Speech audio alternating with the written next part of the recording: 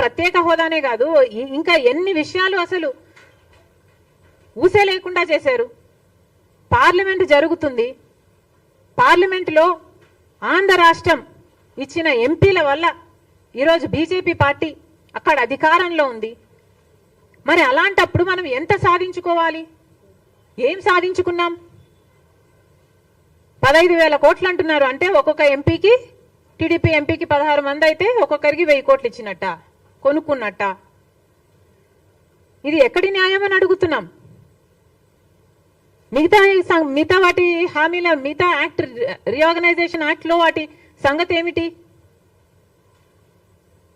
Railway zone, Kadapa steel factory, వీటికన్నిటికీ నిధులు అవసరం లేదా? వీటికన్నిటికీ కమిట్మెంట్స్ అవసరం లేదా? గత 10 సంవత్సరాలుగా మోసం చేస్తూనే ఉన్నారు. మళ్ళీ మోసం చేసే ఉద్దేశం ఉంది కాబట్టే కదా ఈ రోజు వరకు కూడా వాటి ప్రస్తావనే లేకుండా చేశారు. కనీసం విజయవాడ, విశాఖపట్నం లాంటి వాటిలో మాకు మెట్రోలు కూడా అవసరం లేదా? మేము ఎలా కట్టుకోవాలి? ఒక్కసారైనా ఆలోచన చేసి కదా, మన ప్రజల గురించి ఆలోచన చేస్తే కదా. ఈ 10 సంవత్సరాలలో మన గురించి ఏ రోజు ఆలోచన చేసింది బీజేపీ పార్టీ? అలాంటి బీజేపీ పార్టీతో చంద్రబాబు గారు కూటమి కట్టారు.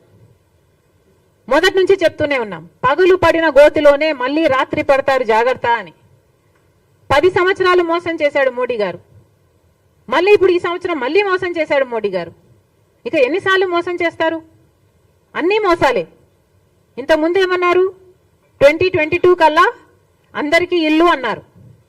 మరి ఇప్పుడు ఏమంటున్నారు? ఈ బడ్జెట్లో మళ్ళీ 3,000